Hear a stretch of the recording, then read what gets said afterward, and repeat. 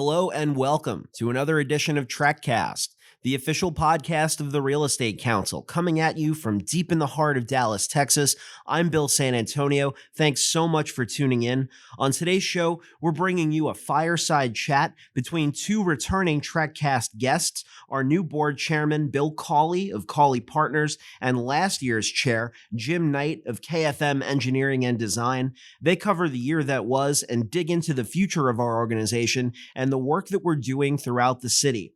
A quick reminder to subscribe to TRECcast if you haven't already. We're on most major podcasting platforms, including Apple Podcasts, Spotify, and SoundCloud, so find us wherever you get your podcasts. Remember also to follow the Real Estate Council on social media.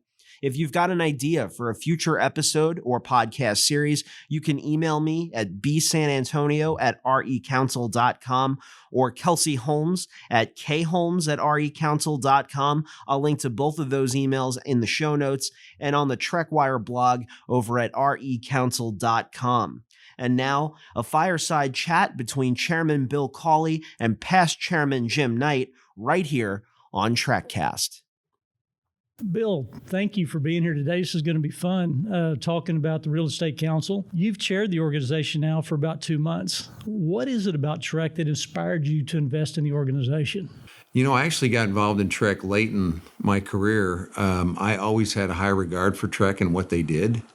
The thing that's always impressed me about TREC was, one, the quality of the people, and the depth of the talent of people that are interested in being members, and then the impact on the city. I think the initiatives in South Dallas, and there's so many different touches that we're doing to this community. I just wanted to be a part of it. Well, that's great, and I think that's why a lot of us got involved. What are your goals for your year as chairman? We're entering a new decade. The Real Estate Council's 30 this year. It's hard to believe we've been around 30 years. With this new decade that we're facing, what kind of impact do you want to leave on the organization and the Dallas community?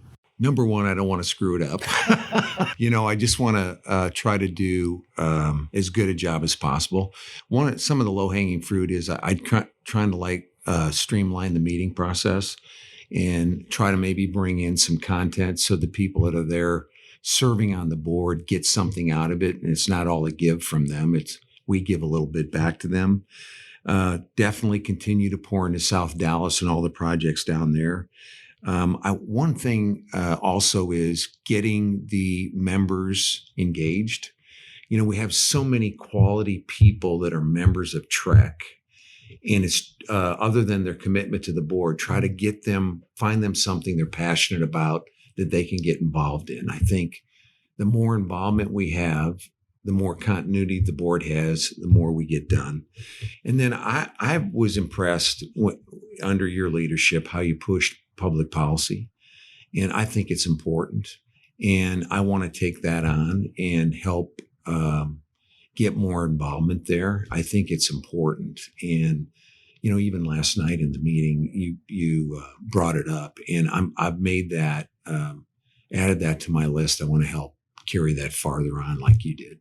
That's really great. So with the first couple of months you've seen and have behind you now, has anything surprised you so far about the chairman's role and how the different parts of the organization really interact with each other? Well, so the first move I made was meeting with staff. And so I went and met with each member on the staff. I was so impressed with the people and the talent on the team. Understanding each one of their roles and how they execute and how I can help them do a better job or help TREC operate more efficiently. I think the talent that's interested in being a member, you just see who's who in the real estate business, or anybody that has to do with real estate. They're, rolling up their sleeves, trying to kind of, if it's not fight night or giving gala or whatever the South Dallas, whatever the initiative is, just putting work out to accomplish something. And I think also the size, it's kind of amazing how many different projects. I don't know how Linda keeps all this stuff straight, but all the touches, and then I'm so appreciative of the $6 million gift from JPMorgan. We want to make sure we do that right, because I think that could be the tip of the iceberg in the future. If we get that money put out right and they consider us good stewards of that money, I think that'll open a door for us to have the ability to penetrate and do a lot more in that market. I agree with you, and I'll add to that. I said what the staff that Linda has put together is tremendous. I mean, I can't even imagine that we could have a better team. But Linda herself is such a great leader. She's seen so highly regarded in this community. She really is the driver of everything we do. Well, and she is, and she has guys like you and I passing through her life every year, and I don't know how you started your relationship with her, but I had so much respect for what she does that I went to her and I had a one-on-one. I'm going, hey, this is kind of who I am. And I think she wants people that are passionate and that want to make a change and or make a difference. Right. And I think she welcomes it, even though I kind of feel like, we keep going in for a year. You played in her sandbox. Now I'm playing in it. But I think it's amazing how on top of everything she is and what she's getting accomplished. I always say, all we are is her show ponies. She does the hard work. She just trots us out there. But it's interesting how I got involved. So I was the chairman of the Real Estate Council in Austin in 2005. Mm-hmm. And when I moved to Dallas, the first person I went to see was Linda. And I said, I want to be a member of the Real Estate Council. I just moved here. I said, the one thing you can bet on, I said, I don't know anything about what you've done other than the creation when Jeff Swope and the team put the Real Estate Council together. But it says, if you'll get me involved, I won't go away. I'll be one of those people you can constantly rely on. And I think she's constantly looking for the people that can help build the organization she can rely on. And that'll stick around. That's right. You're done. You're done with being chairman. I plan to stick around because I do too. Because I think it's important. And I think what we're doing is important. And once you get the education we have gotten being in these positions, I think we can add more value in the future. I agree. I can help. The one thing I always like to do is in your chairmanship, I'm going to stay in the background because I don't want to interfere with yours. Yeah. But I'm always going to be there to be able to help the organization. If Linda or you or anybody else calls, I'll be the first one to answer the call. And the other thing is, I feel good about Mike Ablon, who's kind of in the except for those dadgum, he wears Spicoli shoes all the time. That's funny. He wears his fast times at Ridgemont High slippers all the time. But he's one smart, passionate man, and I think he's going to be good. Man. Yeah, brilliant, I think it's man. awesome. Brilliant. What were your goals as chairman last year, and how did they evolve as the year progressed? It was really interesting. I'd been around and been involved in the Real Estate Council now for almost a decade.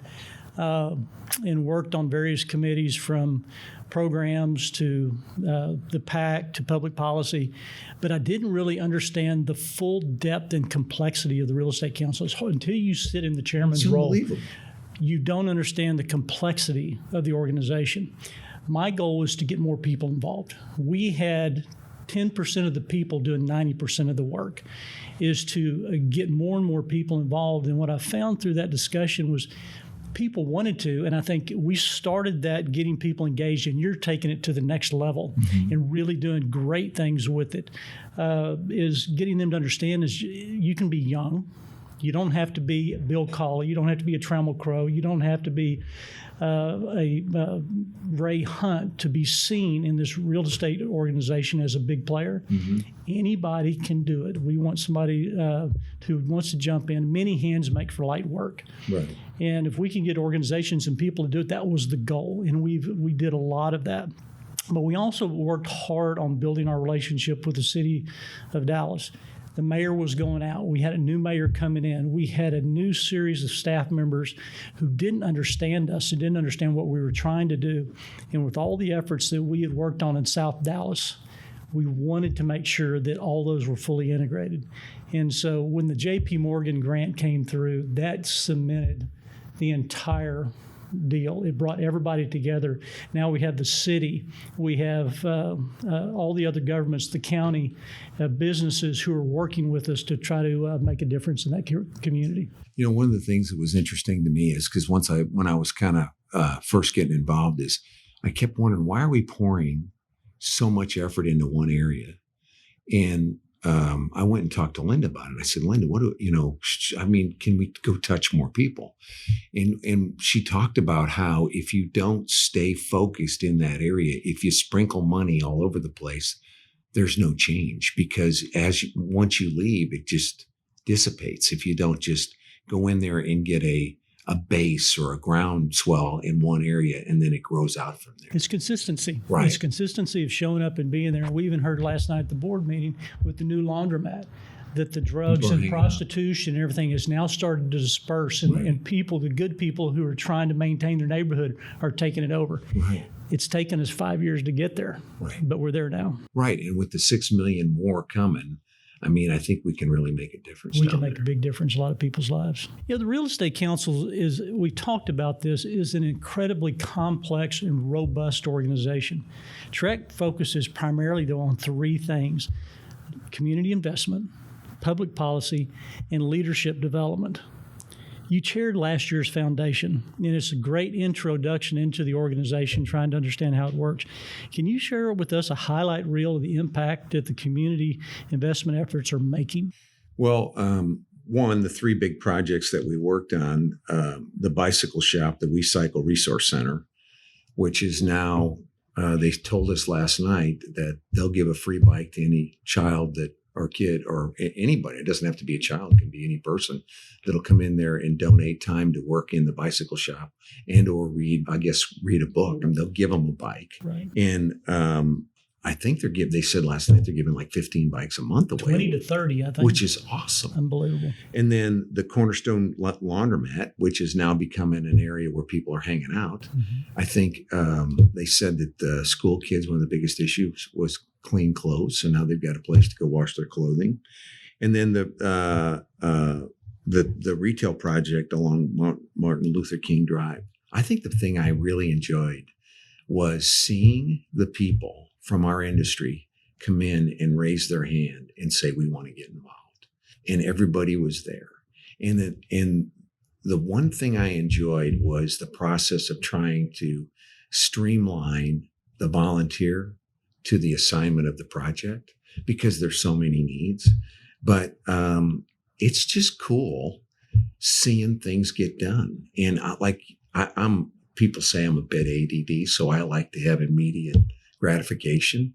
And on the professional services side, I could see it. You could marry a need with a talent quickly and get a process started to where you're going to get a solution. You also can find out who wants to be involved and who wants to stay involved, not just to say it and then go away. Right. That's a great thing that you've done. But the other thing too, though, is I was amazed how many people are in that room. Mm-hmm. It was just, give us something to do. Well, a lot of them, I remember before that meeting, there's a few of us that picked up the phone and called them and said, be involved. And they go, I don't fit. I'm not that important. I'm not valuable enough. And they go, no, you are. And once we got them there, they understood the value that they could bring, and the difference when they go to the opening of a laundromat or they go to the opening of the bike shop.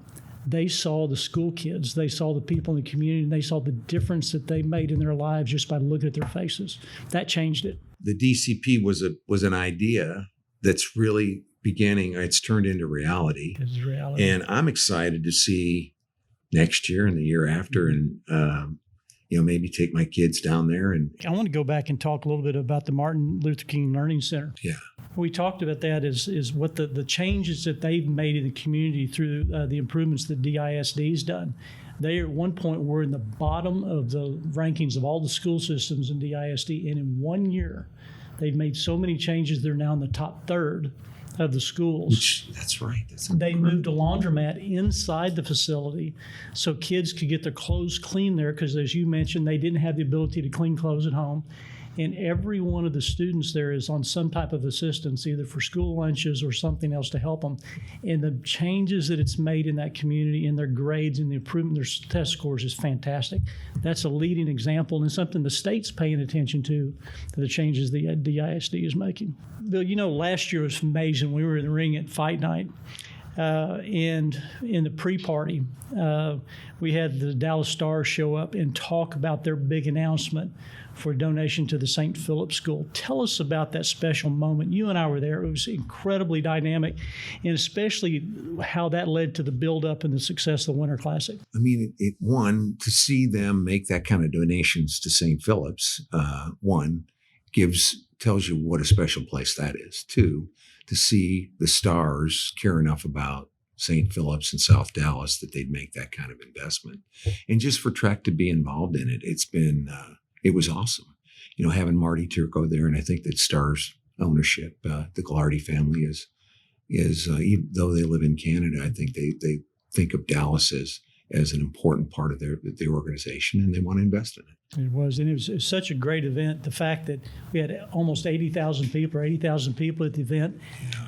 In January in Dallas at the Cotton Bowl, and the Stars came back after being down 2-0 and won 4-2. Yes, amazing deal. And now the Gagliardis are making a bigger investment by buying real estate next to American Airlines Center. They're putting hotels up all over the place, North Dallas, everywhere. Fantastic stuff. Speaking of the community investment work TREC did last year, TREC Community Fund received $6 million. We talked about this before from the JPMorgan Pro Neighborhoods program. This will help us continue to grow its equitable development plan in the Bottoms, West Dallas Census Tract 205, and the Forest District. How does that change us? How does that help us continue to grow? Well, I mean, $6 million investments is significant, right, by any matter. And it just says a lot of what they think, what we're accomplishing in our commitment to that area. And just for JPMorgan to make us the steward of those dollars is huge. I think it's fantastic. And what many of our members probably don't know is we had a smaller grant the year before that we used to start developing the program and the research that we are now going to expand. Because of TREC's team, the hard work of Linda and the TREC team. The program is called the Dallas Collaborative for Equitable Development, and the Community Fund is working with the Dallas County Community College District, LIFT Fund, and the Texas Mezzanine Fund. Talk about that and how this is going to grow and work together. Well, I mean, you mentioned the initiative Will Grow, the Community Fund's Equitable Development Plan. It's just branching out, giving us more opportunity to make change in that area. I think the thing that I'm impressed with is it seems like we're getting more and more responsibility or more opportunity to make change. And I think one domino leads to the next domino leads to the next. And I just think that it's exciting to be involved and be in the middle of all this change. I agree with you. We're seeing more opportunities today than we've ever had, and it seems to be growing exponentially. I think we've only touched on the opportunity with what the Commit partnership started in early education is starting to pay dividends. We heard last night at the board meeting how the state predicts how many prison beds that they need to have. They look at third grade test scores, and they can predict exactly who's going to enter the criminal justice system and who won't. And if we can continue through education, committing to the community, we can help those children get educated, improve those test scores, and make Dallas a much better community. Because if you think about it, education is the baseline for your life, right? A good education should be your right, and it's mandatory. I mean, it's so important, a baseline. And the numbers that we talked about in that meeting last night just prove it up. It's incredible. We just need to give them the opportunity. We need to provide the opportunity to the people that want to have it so they can make the most of their lives. Right. And, the one thing that I was impressed with, again, in the meeting last night is how the public schools have improved in the last 4 or 5 years, how much better we're getting. So we're making progress. It's phenomenal. I'm starting to see something in South Dallas that I see in other cultures. It's interesting to me. I'm going to go off topic here a little bit. I'm going to go Mike Ablon on off topic. Yeah. In other cultures in the United States, it's always, what can I do for me? How can I have a bigger house? Bigger vacation. I can take care of my kids better. In other cultures, it's preparing for the next generation. It's, can I build for my kids, my grandkids, or my great grandkids? And what we're seeing in investing in these other communities is the parents and grandparents want to build for their kids and their grandkids, and they're now investing in that. And I think that makes us a better culturally integrated community over time, and it will make Dallas something that will be sustainable for a long time. Our parents, all they worried about was how well they could get us set up, and it didn't matter where you were on the income scale, because wherever you were, you wanted to do the best you could to set your kids up. And I think our generation's very much the same. Very much the same. Right. And, those that have too much now worry about giving too much, because that can be a detriment. But I mean, all we worry about is our families, and I agree with you. It's important. We want to sacrifice to make sure the next generations have it better than we did. Well, it's not about stuff. It's about relationships, right? And it's about experiences and relationships is all that matters. The stuff just gets sold on a garage sale when it's over. I tell my kids it's about happiness. Yes. I don't care if you're successful in life. I don't care what you do, if you're a garbage man, if you're a lawyer, or if you're a scientist. As long as you're happy. Follow your passion. As long as you're happy, everything else works great. If you go to work and it's fun, it's a lot different than when it's not. If you find a job that's fun, you'll never work a day in your life. Right. It's very much true. Jim, you've been really involved in TREC's public policy initiatives, previously serving as the PAC chair. Any 2019 highlights you want to share? I do. Public policy obviously has been a very important part of my life, because as a design consultant, it's integral to what I do. But one thing that I'm very proud about is that we probably have more members engaged in the public policy committee than we do on any other committee in the organization. And it allows us to take consultants, whether they're contractors, geotechs, engineers, architects, landscape architects, and get them involved. They don't have to be a developer or a building owner who has big assets. There's somebody who has technical expertise who want to help. Right. Their technical expertise can help. And by getting them involved in understanding how the city works, how the county works, it's not, the cities are constantly going to implement new rules and regulations. That's their job. That doesn't mean it's always bad, but how can we work with them to make it a benefit so that everybody wins? And getting our membership involved in creating the passion for those young people who want to get involved helps them become the leaders of tomorrow, and gets them comfortable of sitting in a room with powerful people like yourself and feeling comfortable that they can talk to you and have a conversation and feel like they belong. I agree. And that's one of the things I think we made great strides with. Why do you think that leadership development is an important component? Well, I think leadership development is, frankly, the most important thing that we have in business. There's not enough people that focus on leadership. The way I look at it, everybody's a leader to somebody. You can be a leader to your children, at your church, in your business, in your community. There's somebody out there that looks up to everybody. And it's building confidence, it's building faith, and feeling like you can empower somebody to make their life better. Because you and I are closer to the end of our career than we are at the beginning of our career. Somebody helped us get where we are. What we're doing, frankly, is paying it forward, is helping to develop those leaders and letting them know, just because I've been doing this a long time doesn't mean I'm better than you. It just means I've been doing it a long time. Right. Frankly, all these young kids, they're smarter than we are. They want to work harder than we do, maybe. But because you and I work pretty hard anyway. But most of them want to work hard. They're smarter. They want to make a difference. They want to make the world a better place. And if we can encourage them and bring them along, we've created a continuity so that long after we're gone, we never have to worry about the organization or our community, because they will take that torch and they'll take it forward. I think I never turn anyone young looking for advice or direction away, because I had a hard time when I came to Dallas. I didn't know anybody, and I didn't know anybody that I could lean on. Mm-hmm. And so because I'm somewhat known in the city, I get a lot of people call me, and, I don't turn any of them away. And I think it's because they need a sounding board, somebody that'll give them straight and honest feedback. because they're all competing to try to find slots in these companies. And I'm telling you, I'm so impressed. I mean, 8 out of 10 of them, I want to hire every one of them because they're just smart and they've driven but a lot of times they just need good direction, because I think it's all about how we leave this thing, right? It's the next man up, like they say in sports, but I think it's important. The older I get and the more I live, it's about giving back, helping the next generation, making it better so that once we're gone, and I don't care about getting credit for it. I just think it just feels better. It does. It's strange for me. I've always been this way. I grew up in a family that believed in giving to the community. I'm an engineer. I'm never going to be a wealthy man, but I'm comfortable.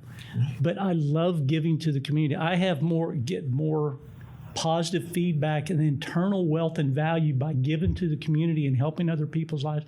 I'm not a good taker. I'm a really good giver, and I care deeply about other people. I had this one deal. I remember talking to Lucy Billingsley about this one time, about how many phone calls she gets.